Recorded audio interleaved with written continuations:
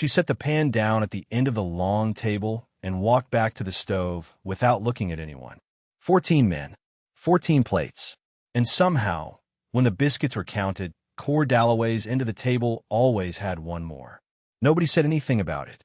Not the first time. Not the 20th. That was the summer of 1887 on the Harlan Basin range, and the cattle season had come in hard and fast, the way it did when the winter had been mild and the calves had dropped early and everything that could go right went right all at once, which meant the work was brutal and relentless, and there was no room in any of it for softness or sentiment or anything that couldn't be measured in head count and miles covered before sundown. The cook's name was Nora Vass. She was 31 years old. She had been widowed 2 years prior. She had a daughter named Calla who was 7 and who slept in a small room off the kitchen and who understood, the way children do, that her mother's silence on certain subjects was a kind of language all its own. And Cord Dalloway was the man at the end of the table. He was not the foreman. He was not the oldest hand. He was not the tallest or the loudest or the one who told the best stories around the fire at night. He was the one who, when he finished his meal, stacked his plate quietly and set his cup on top of it and thanked whoever had cooked without making a production of it. He was the one who, 3 weeks into the season, had noticed that the woodpile outside the kitchen door was getting low and had split 2 hours' worth of cordwood on his own time without being asked and without mentioning it to anyone. He was the one who, when Calla had dropped her rag doll in the mud near the water trough, had picked it up and cleaned it off on his shirt and handed it back to her, and then gone back to work like nothing had happened. Nora had seen all of it. She had not said a word about any of it either. That was the beginning of something neither of them had names for yet. Something that lived in the extra biscuit, in the split wood, in the clean doll handed back without ceremony. Something that moved through the ordinary hours of a working cattle season, like water moving under ice, present, purposeful, and completely invisible to anyone who wasn't paying the right kind of attention. The Harlan Basin operation was owned by a man named Gus Harlan, who was 62 and had the disposition of weather, mostly tolerable, occasionally violent, always honest about what it was. He ran a clean outfit. He paid fair wages. He expected the work done and the animals cared for and the books balanced, and he did not involve himself in the personal lives of his employees beyond what was necessary to keep the outfit functioning. He had hired Nora Vass the previous fall after his last cook had left to marry a man in Billings, and he had done so because she had come recommended by a woman he trusted and because she had looked him in the eye when she named her price and had not flinched when he'd been quiet for a moment before agreeing. He had not regretted it. Not once. The bunkhouse ran on her schedule. The men were up before dawn and fed before they rode out. There was always something hot waiting when they came back, regardless of what hour that was. She kept the kitchen the way some people keep a church. Not pristine, not fussy, but ordered in a way that had meaning. Everything in its place because its place mattered. The cast iron seasoned and stacked. The dry goods and labeled tins. The knives sharp. The floor swept twice a day, even when the dust came back in within the hour, which it always did, because that was the nature of a working ranch in a dry summer, and you either made peace with that or you went somewhere else. Nora had made peace with a great many things. She had made peace with the fact that her husband, Dale Vass, had been a good man who had died of a fever that should not have killed him and had anyway, leaving her with a 7-year-old and a small amount of savings and a set of skills that translated directly into the kind of work that kept a roof over both their heads. She had made peace with the fact that cooking for 14 men was not what she had imagined her life becoming, but that it was honest work and it was hers, and she did it well. She had made peace with the loneliness of it, the particular loneliness of being the only woman in a working camp, of being necessary and present and somehow still peripheral, of eating her own meals standing at the stove after everyone else had been served, because sitting down felt like it would require a kind of belonging she hadn't claimed. What she had not made peace with, entirely, was the way Cord Dalloway looked at her sometimes. Not the way some of the other men looked at her, that she knew how to handle. That was a thing with a shape and a solution, and she had navigated it enough times to know exactly how much ice to put in her voice, and exactly how much distance to keep, and exactly how to make the message land without making an enemy of the man who still had to eat at her table for the next 4 months. Cord's looking was different. It wasn't hungry exactly. It was more like careful, like he was reading something in small print and didn't want to misread a word of it, like he was paying a kind of attention that had nothing to do with what he was going to take and everything to do with what he was trying to understand. She found it unsettling in a way she couldn't quite pin down, which was, she supposed, its own kind of answer. The days had a rhythm to them that the season imposed without apology. Up before the light. Fire started. Water on. Biscuits mixed and in the oven before the first boot hit the bunkhouse floor. Bacon when they had it. Salt pork when they didn't. Eggs from the 6 hens Nora kept in a small coop behind the kitchen, rationed carefully across the week, so there was always something to go with the biscuits, and the men never felt the lack too sharply. Coffee, always coffee, strong enough to stand a spoon in, because that was not a negotiable item on a cattle drive, and she had learned early that the quality of the morning coffee set the tone for everything that followed. The men came in their particular order, which had established itself in the first week and never varied. The 2 youngest hands, a pair of brothers named Pete and Roof, who were 19 and 20 respectively, and who treated every meal like it might be their last, were always first. Then the older hands in a loose cluster, still half asleep and not interested in conversation. Then the foreman, a lean and deliberate man named Aldous, who sat at the head of the table and organized the day's work over his coffee with the quiet efficiency of someone who had done this so many times it had become something close to instinct. And then, usually last, Cord. Not because he was slow, not because he was careless about the work. She had watched him enough to know he was neither of those things. He came in last because he checked on the horses first. Every morning, without fail, before he sat down to eat, he walked the line of the corral and looked at every animal and made sure everything was as it should be. It took maybe 10 minutes. It cost him the hottest biscuits and the first pour of coffee. He did it anyway. Nora had started keeping his plate warm on the back of the stove. She told herself it was practical. She told herself it was the same consideration she'd give any man who was doing necessary work before his meal. She told herself a great many things that were technically true and were also, she knew at some level, she didn't examine too closely, not the whole of the truth. The extra biscuit had started in the 3rd week. She hadn't planned it. She had pulled the pan from the oven and counted them out, and there had been 1 left over after the 14 plates were set, and she had looked at it for a moment and then put it on Cord's plate, which was the one on the back of the stove, which was the warm one, which was his. And then she had gone back to the stove and not thought about it again. Or had tried not to. The next morning she made 15 biscuits. She told herself it was because the dough had come out a little larger than usual. She was not a woman who lied to herself for very long, but she gave herself that one for a day or two before she stopped pretending. Cord never mentioned it. He ate his meal the same way he always did, steadily, without waste, with the focused attention of someone who understood that food was fuel and fuel was work and work was the point. He thanked her the same way. He stacked his plate. He left. And yet, and this was the thing she noticed, the thing she could not unnotice, he always looked at the plate for just a moment before he sat down. Just a beat. A fraction of a second where something moved across his face that was gone before she could name it. And then he ate. She was not a woman given to reading too much into things. She had learned that particular discipline the hard way. But she was also not a woman who could look at a thing that was plainly there and pretend she didn't see it. And what was plainly there in that fraction of a second, in that small and unremarkable pause before a man sat down to his breakfast, was something that looked a great deal like gratitude of a very specific kind. Not the gratitude of a hungry man for a hot meal. Something quieter than that. Something that knew it was being seen. She kept making 15 biscuits. Callan noticed before anyone else, which was not a surprise. Callan noticed everything.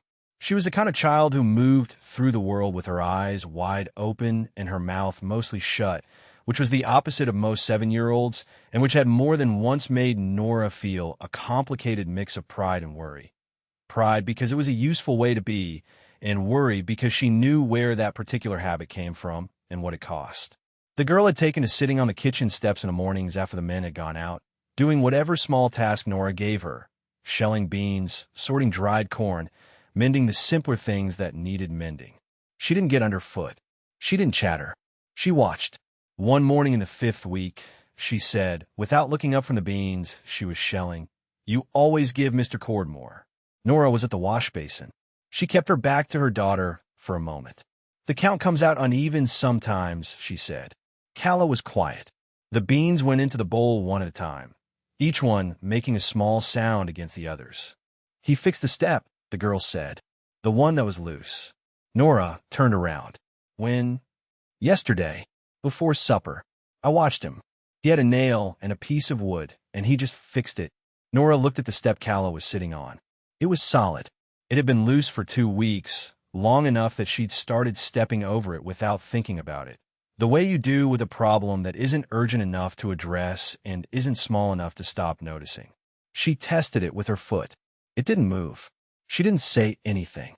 She went back to the wash basin. "He's nice," Calla said, with the flat certainty of a child who has made a decision and doesn't feel the need to argue it. "Most of the men are nice," Nora said. Calla shelled another bean. "Not like that," she said. And that was the end of the conversation, because Calla knew when a subject was closed and Nora knew that her daughter knew, and they understood each other well enough to leave it there. But Nora stood at the wash basin for a long moment after that, her hands in the water, not moving, thinking about a fixed step, thinking about a man who had done it without saying a word to her, thinking about the particular grammar of that. The way some people said things not with words, but with the careful placement of effort in the direction of someone else's life. She had been married to a man who used words well. Dale had been good with language, good with the particular kind of warmth that came through in how a person talked to you, how they told you things, how they named what they felt. She had loved that about him. She missed it still, the specific texture of being spoken to like you mattered. But she was beginning to understand, standing at the wash basin in the early morning of a long cattle season, that there was more than one language for that. The work of the season was relentless in the way that only a thing you cannot stop can be relentless. Not cruel, exactly, just indifferent to anything that wasn't the work itself. The cattle had to be moved. The calves had to be branded. The range had to be checked and rechecked. The fences that had gone down over the winter had to be found and repaired. The water sources had to be monitored. The books had to be kept. And through all of it, every day, without pause or exception, the men had to be fed. Nora fed them. That was her work, and she did it without complaint and without the performance of sacrifice, which she had always found to be a particularly exhausting kind of dishonesty. She did not pretend the work was easy. She did not pretend it was nothing. It was something. It was hard and it was constant, and it required a kind of sustained attention that left you hollowed out by evening in a way that sleep only partially repaired. She did it because it was hers to do, and because Callan needed the roof, and because, if she was honest, she had found something in the rhythm of it, the fire and the flour and the iron and the heat, that was not happiness exactly, but was close to something solid, something you could stand on. The men respected her. That was not nothing. They were rough in the way that working men are rough, not unkind, mostly, but unpolished, unguarded, operating on a social register that didn't include much in the way of delicacy. They said please and thank you, most of them because Gus Harlan had made clear that this was expected, but they said it the way they did most things, efficiently, without ornamentation. They ate what she cooked, and they were glad of it, and they showed that gladness in the way men on a working outfit show most things, which is to say they showed up on time, and they didn't complain, and they cleaned their plates. Cord showed it differently. He showed it the way he showed most things, which was quietly and specifically and in a way that required you to be paying attention to catch. It was the 6th week when she caught him watching her, really watching her, not the fraction of a second thing she'd noticed before, but a longer look, and she was carrying the big pot of stew from the stove to the table, and she nearly missed a step because of it. She didn't miss it. She was a woman who had been carrying heavy things for a long time, and she had excellent balance, and she was not about to drop a pot of stew because a man was looking at her. But she felt it land somewhere in her chest that looked like a stone dropped into still water. She set the pot down. She went back to the stove. She did not look at him. That night, after the supper things were washed and Calla was asleep and the bunkhouse had gone quiet, Nora sat on the kitchen steps, the solid, fixed steps, and looked at the dark range and thought about what she was doing. Not the biscuits specifically, The whole of it. The keeping of the plate warm. The noticing of the wood and the step and the horses. The way she had started without quite deciding to, paying attention to the shape of his days the way you pay attention to weather. Not because you can change it, but because knowing it matters. She was not a foolish woman. She was not a romantic woman, or at least she had stopped being one, or at least she had put that part of herself somewhere it wouldn't cost her anything. She knew what she was doing. She knew what the extra biscuit meant, what the warm plate meant, what the watching meant. She knew it the way you know things you haven't said out loud yet, completely, and with a kind of low-level terror that was not entirely unpleasant. She sat on the steps for a long time.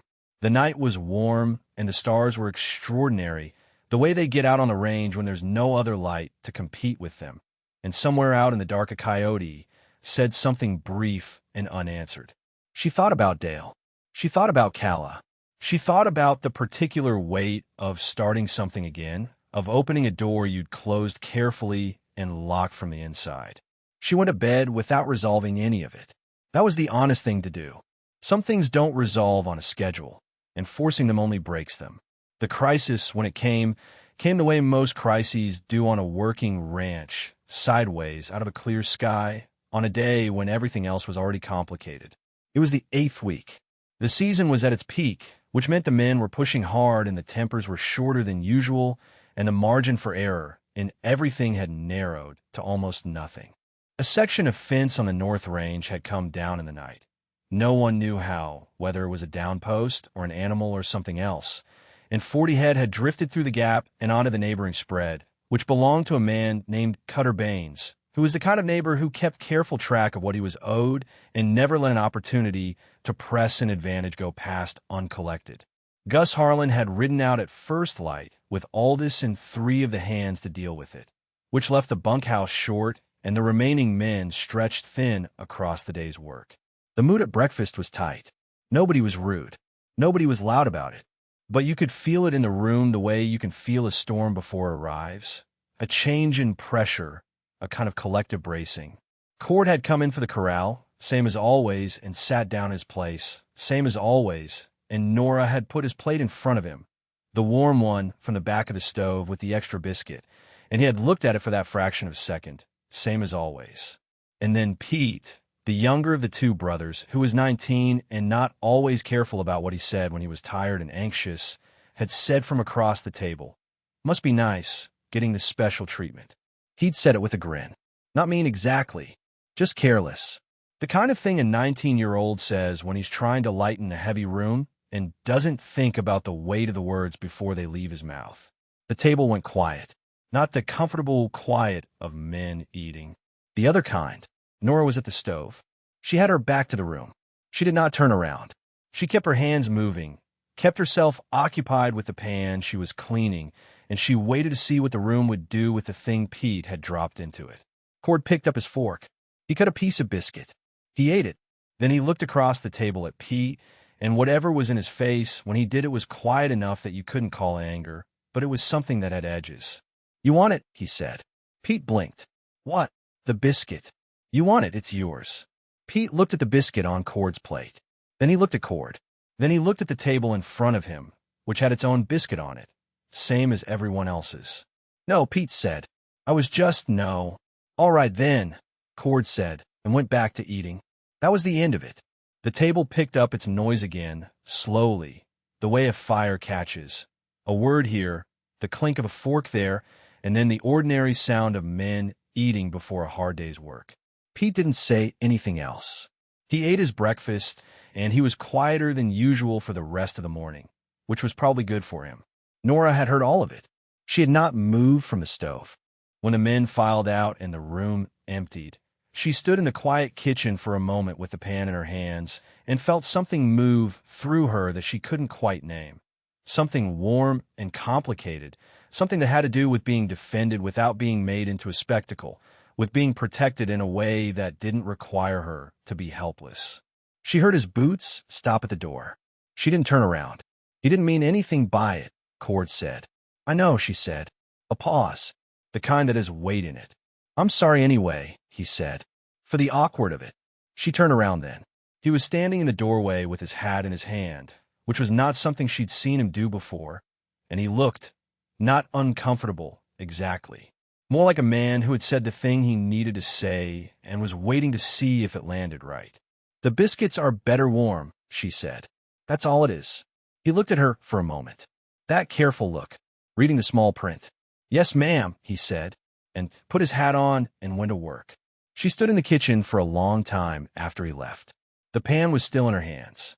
The morning light was coming through the window at a long angle, the way it does in late summer, gold and a little dusty, and it lay across the floor in a stripe that reached almost to the stove. She set the pan down. She made 16 biscuits for supper. The fence situation with Cutter Baines resolved itself over 3 days and left Gus Harlan in a mood that was several degrees colder than his usual and left the outfit generally relieved that it hadn't been worse. Baines had kept 12 of the 40 head as what he called compensation for the trouble, which Gus had argued against and ultimately accepted because the alternative was a legal fight that would cost more than 12 cattle and take longer than the season. He came back from the final meeting with Baines looking like a man who had swallowed something that disagreed with him and intended to digest it in private. He came into the kitchen that evening after the supper things were done and Calla was in bed and Nora was at the table with the week's accounts, which was part of her arrangement with Gus. She kept the kitchen books in exchange for a small addition to her wages, and she was good at it, had always been good with numbers, which was one of those useful things about herself she had discovered out of necessity. Gus sat down across from her. He poured himself a cup of the coffee she kept on the stove in the evenings. He looked at the account book for a moment without speaking. 12 head, he said finally. "I heard," she said. Baines is a he stopped. Reconsidered. "He's a difficult man." "He is," she agreed. Gus drank his coffee. He was quiet for a while, the way he was when he was working something out, and Nora let him be quiet, because she had learned in the months she'd worked for him that his silences were part of his thinking and interrupting them didn't help anyone. "How are the men doing?" he asked eventually. "Working hard. Tired. Pete Roof said something at breakfast he shouldn't have, and he's been sorry about all day, which is probably enough." Gus looked at her. "What did he say?" "Nothing that requires your attention." He held her gaze for a moment. Then he nodded, slowly, the way he did when he decided to trust someone's judgment. "All right." He finished his coffee. He stood up. At the door, he stopped, the way people did in her kitchen. She had noticed. It was a room that made people pause at the threshold, as if leaving it required a moment of preparation. "Dalloway's a good hand," he said, not looking at her, looking at the door. "He is," she said, carefully. "Plans to stay on after the season, if I'll have him. Asked me last week." She didn't say anything. She looked at the account book. "Thought you should know," Gus said, and went out. She sat at the table for a long time after that. The lamp burned low. Outside, the range was dark and enormous, and the night sounds came in through the cracked window. The horses moving in the corral, the distant sound of the creek, the ordinary music of a place that was alive and going about its business regardless of what the people in it were feeling. Cord Dalloway was staying. He had decided before any of this, before the biscuits, before the fixed step, before the doorway conversation that morning, or maybe not before all of it, maybe at the same time as all of it. Maybe the decision and the small, careful gestures were part of the same thing, the same slow turning toward something he hadn't let himself name yet either. She closed the account book. She banked the fire. She went to bed. She did not sleep for a long time. The season turned in the way seasons do.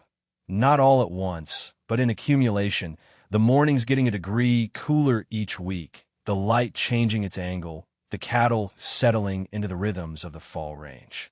The urgent work of the peak weeks gave way to the steadier, less frantic work of the later season, and the men relaxed by degrees. The tightness going out of the bunkhouse the way tension goes out a rope when the load is lifted. In that easing, things had room to surface that the busy weeks had kept submerged. Cord started talking to Calla. Not a lot.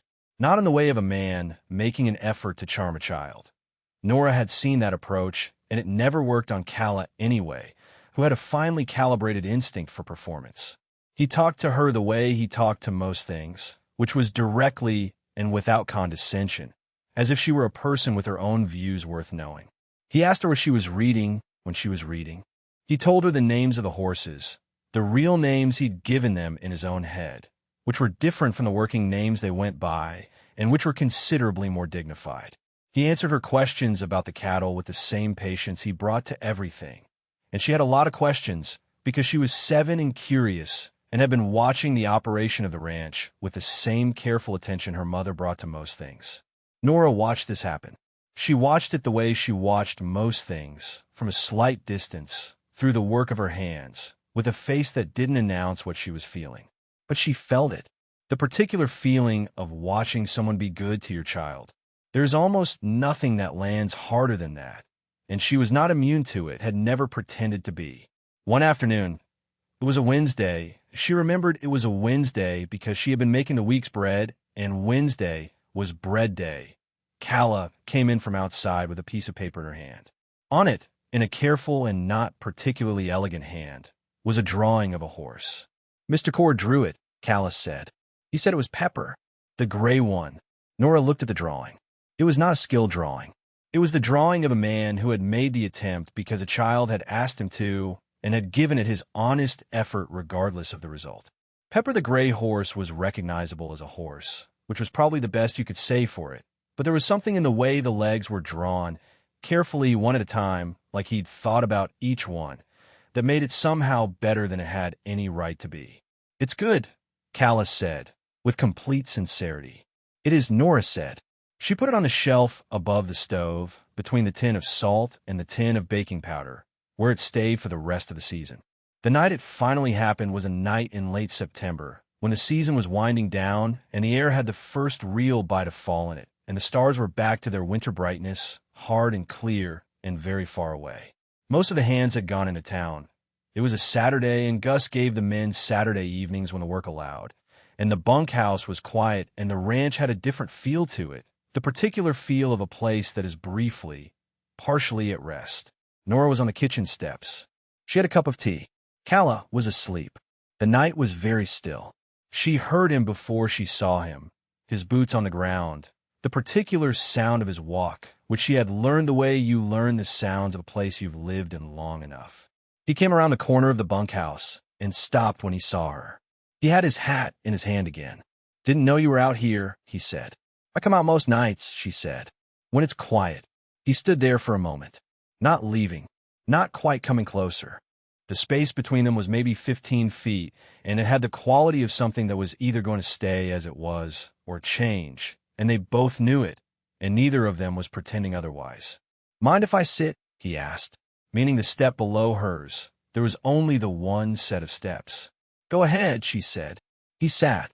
He turned his hat in his hands. The night was around them, large and dark, and full of the small sounds of the range, the horses, the creek, a night bird somewhere in the cottonwoods by the water. She drank her tea. He was quiet. It was not uncomfortable. It was the kind of quiet that two people arrive at when they've been paying attention to each other for long enough that the silence is content. After a while he said, "I want to say something, and I want to say it right, so I'm going to take a minute to find the words." She waited. He turned the hat. He looked out at the dark range. "I know what the biscuit meant," he said. "I knew the first time. I didn't say anything because I didn't know what I had the right to say. And then I kept not saying anything because it felt like if I named it, I might break it. Like it was something that needed to stay quiet for a while, to stay real." She held her cup in both hands. The tea was warm against her palms. "I fixed the step," he said. "I split the wood.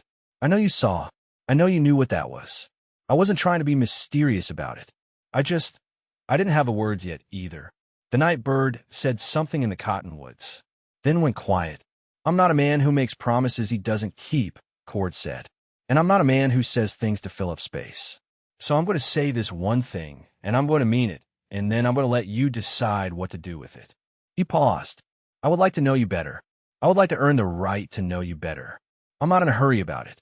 I know what you've been through, or some of it, enough to know it's not a small thing. I'm not asking you to be anything other than what you are. I wanted to say it, out loud, so it was real." She was quiet for a long moment. The cup was warm. The night was enormous. She thought about Dale, the way she always did when something important happened. Not with grief, not anymore, not exactly, but with a kind of acknowledgement, a recognition of what had been and what had changed. "You stayed," she said, "after the season. Gus told me. Yes. Was that part of it? He was quiet for a moment. Honest quiet. It was all of it, he said. Or most of it. The work is good. The outfit is good. But yes, most of it. She set her cup down on the step beside her. She looked at the dark range, the same view she looked at every night, the same stars, the same enormous quiet. It looked different tonight, or she looked at it differently. One of those things. I'm not easy, she said. I want you to know that. I'm not. I've been on my own for 2 years, and I've gotten particular about things. About how the kitchen runs, and how Calla is treated, and what I will and won't put up with. I'm not going to change those things. I know, he said. You don't know yet, she said. Not really, but you might if you stay. That's what I'm hoping, he said. She picked up her cup. She drank the last of the tea. The night was still, and the stars were hard and clear and very far away. And somewhere in the cottonwoods the night bird tried again, and this time something answered it. The biscuits, she said. I'm going to keep making them the way I make them. I know, he said. I just wanted to say it. Out loud. So it was real. He was quiet for a moment, and then, very quietly, he laughed. It was a small sound. Genuine. The laugh of a man who has been surprised by something in the best possible way. She did not laugh, but something in her face changed, something that had been held carefully for a long time, easing by a degree, and if he saw it, and she thought he did, because he was the kind of man who paid that kind of attention, he had the sense not to remark on it. They sat on the steps for another hour. They talked some about the ranch, about the coming winter, about Calla's questions regarding the horses, about nothing in particular. The talking was easy in the way that talking is easy when the important thing has already been said, and everything else is just the ordinary business of two people getting to know each other, which is its own kind of pleasure, unhurried and specific. When she went inside, she paused in the doorway. He was still on the step, looking at the range. "Good night, Cord," she said. "Good night, Nora," he said. First time he'd used her name. She had known it would matter when he did. She had not known quite how much. She went inside. She banked the fire. She checked on Calla, who was asleep with the absolute completeness of a child who has no unresolved business with the day. She stood in the doorway of her daughter's room for a moment and looked at her in the dark and felt something that was made up of so many things it didn't have a single name. Love and protectiveness and grief and hope, and the particular exhaustion of a woman who has been carrying a great deal for a long time and has just maybe found someone willing to help carry some of it. She went to bed. She slept. In the morning, she made 16 biscuits. She made them the way she always made them. The flour and the fat and the buttermilk worked together quickly, the way her mother had taught her, the way she had done it 1,000 times, the way she would do it 1,000 times more. She pulled them from the oven when the tops were gold, and the bottoms were just barely darker than that, the exact moment that required attention to catch, and that she never missed. She counted them out onto the plates. 14 plates, 14 biscuits, and one plate on the back of the stove, warm, with 2 on it, because he would be coming in from the corral, and the horses would have needed looking at, and she had made enough. The men came in their order. The brothers first, then the older hands, then Aldous. The room filled with the sound of a working morning, boots and voices, and the scrape of chairs, and the smell of coffee and bacon, and the particular warmth of a kitchen that has been going since before dawn. And then Cord, coming in from the corral, same as always, hanging his hat, sitting down at his place, looking at the plate for that fraction of a second. He looked up. She was at the stove. She did not look at him, but she was almost smiling. He could tell, if he was paying attention, from the set of her shoulders, from the way she held herself. Something looser in it than usual, something that was not quite a smile, but was what a smile comes from. He was paying attention. He always had been. He picked up his fork. He ate his breakfast.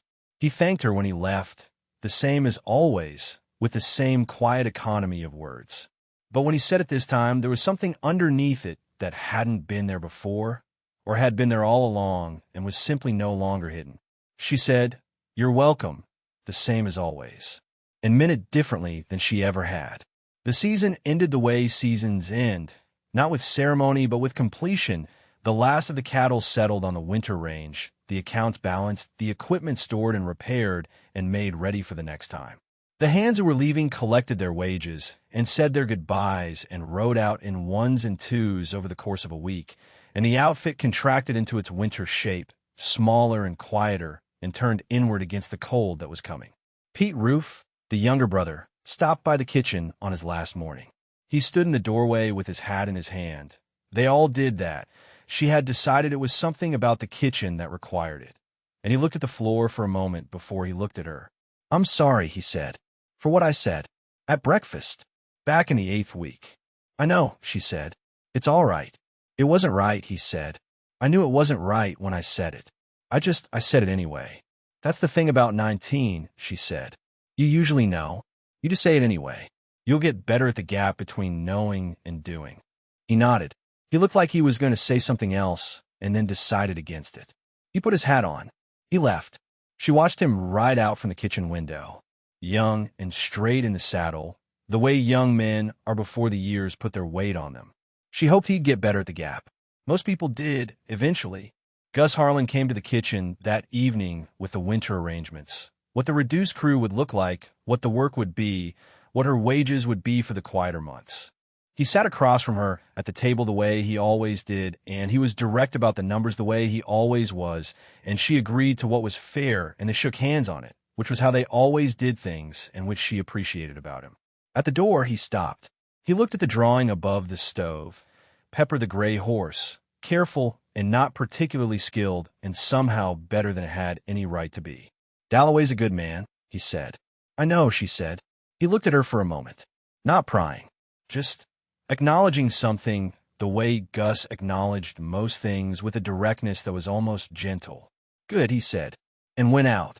Calla came in from outside and climbed onto her chair at the table and looked at her mother with those wide, careful eyes that missed nothing. "Is Mr. Cord staying?" she asked. "He is," Nora said. Calla considered this. She looked at the drawing above the stove. She looked back at her mother. "Good," she said, with the flat certainty of a child who has already decided and is simply confirming what she already knew. Nora put a biscuit in front of her daughter. Calla ate it without ceremony, the way children eat things, completely, without self-consciousness, with the full attention of someone who has not yet learned to be anywhere other than exactly where she is.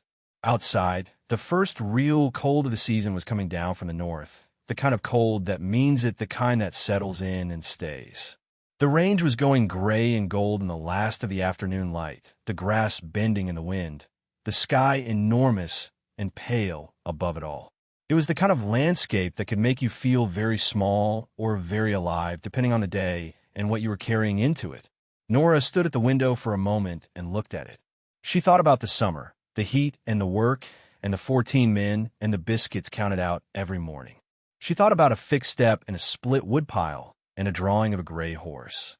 She thought about a man sitting on the steps in the dark, turning his hat in his hands, taking his time to find the right words because the wrong ones wouldn't do. She thought about the particular courage it takes to start something again. Not the loud kind of courage, not the kind that announces itself. The quiet kind. The kind that shows up in small decisions made over and over again until they add up to something that can hold weight. She had that kind of courage. She had always had it. She had just needed, maybe, someone to recognize it for what it was. She turned back to the kitchen. The fire needed banking. The supper needed starting. Calla needed her biscuit finished and her hands washed and her lessons looked at before the light went. There was work to do, the same as always, the ordinary work of a life being lived carefully and well. She started the fire. She got the flour down from the shelf. She counted out what she'd need for the evening, and then she added a little more because there was one more person at the table now, or there would be, and she had always made enough. That was who she was. That was what she did. And it had always turned out, for the people who were paying the right kind of attention, that this was its own kind of declaration. Not loud, not performed, just real and steady, and there every morning when you came in from the cold.